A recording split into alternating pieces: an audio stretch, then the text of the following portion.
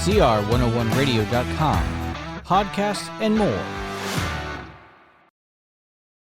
40. The Invisible Communion. Some of the Proverbs are very difficult to translate, and so we sometimes have very different renditions. Proverbs 14:9 is an example of this. We can understand what it says by comparing three versions. The King James reads, "Fools make a mock at sin, but among the righteous there is favour." This version, usually the best, falters here.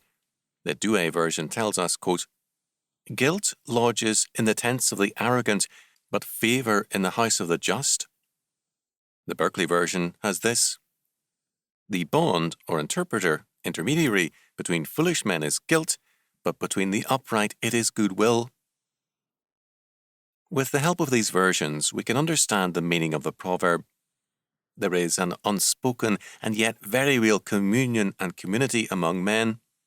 Fools, meaning in Scripture men who deny God and His law, have an invisible bond. Their common guilt.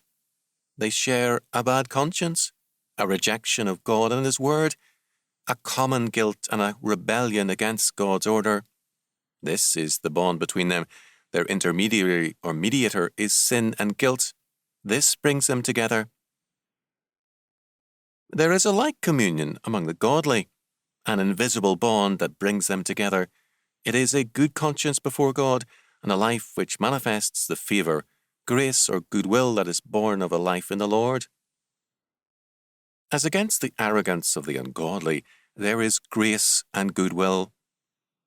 The central point of this proverb is that there is a division between these two kinds of men. While it is invisible, it is very real and more powerful than many things on the surface. The question for us to ask ourselves is this: in which camp are we?